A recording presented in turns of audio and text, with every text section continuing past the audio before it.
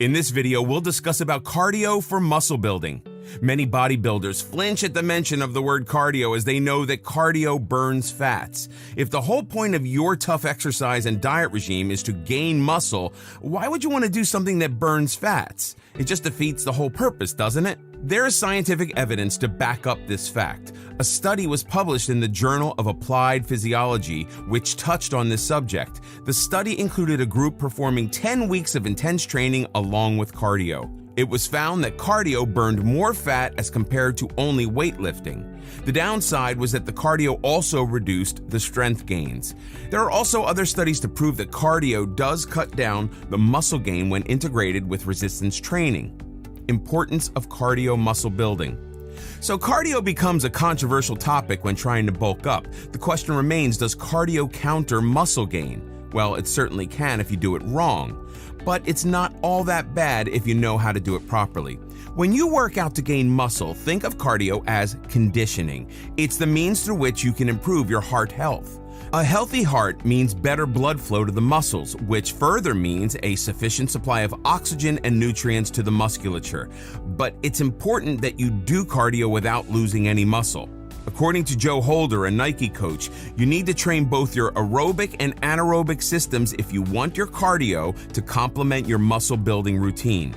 Your anaerobic system provides energy for a short span of time, ranging from a few seconds to a minute.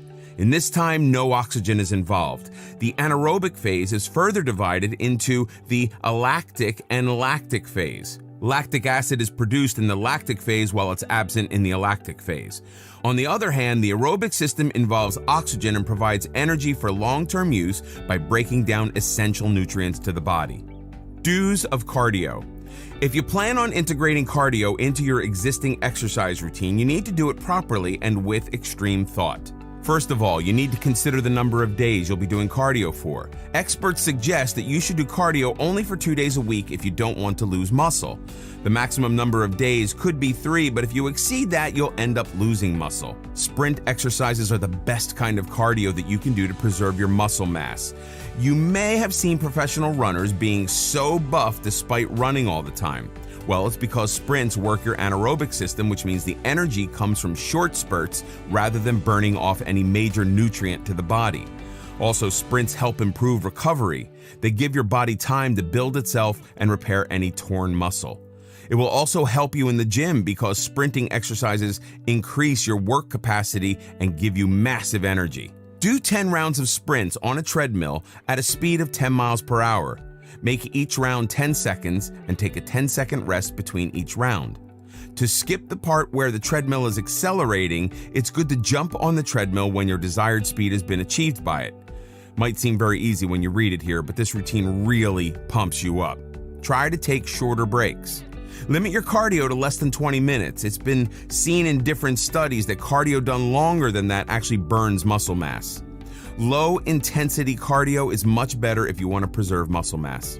During low-intensity cardio, your body burns less fat as compared to high-intensity cardio. Also, it builds endurance, so you have a better performance during your gym routine.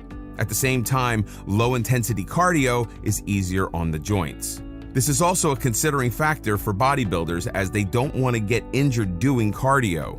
This can easily render them unfit for their actual muscle building exercises. Another smart way to incorporate cardio into your routine is to use it as a warm-up for your strength training. Limit the cardio time to 10 minutes so that it doesn't interfere with your workouts later. Performing a longer, low-intensity cardio session before intense training not only burns more fat but also interferes with increasing gains. Don'ts of cardio. High-intensity cardio is good for a lot of things, but not necessarily for bulking up. In fact, it's one of the don'ts when you want to build or maintain muscle mass. It's been seen in studies that high-intensity cardio is better at burning fat than low-intensity. It gives your body the ability to burn fat even after the workout is done. Also, it increases the aerobic capacity of the body. This means the body goes in an aerobic phase where it burns nutrients for energy in the presence of oxygen. The same also increases oxygen consumption after workouts, which only adds to the aerobic capacity. High-intensity cardio is suitable for utilizing muscle mass, which is something you need to avoid when you're strength training. Another don't of cardio is long sessions. Don't do cardio for too long. Even when you do low-intensity cardio, make sure the sessions are not longer than 20 minutes. Also, don't do longer cardio sessions right before resistance training. It'll only leave you exhausted and in bad shape for training. When you want to bulk up, there's definitely no need to do cardio every day. As mentioned earlier, you can do cardio on 2 or 3 days. If you do high-intensity cardio, mix it up and maybe do low intensity for 2 days and high intensity for 1. And most importantly, don't make your cardio exercises a chore that you get sick of. Enjoy your cardio and make it a fun routine for yourself. Sprints or cycling or even swimming can be a boring task for some people if they're not made for it. For some people, bodybuilding and weightlifting is the only fun thing, but you have to make your cardio fun so that you are tempted to do it.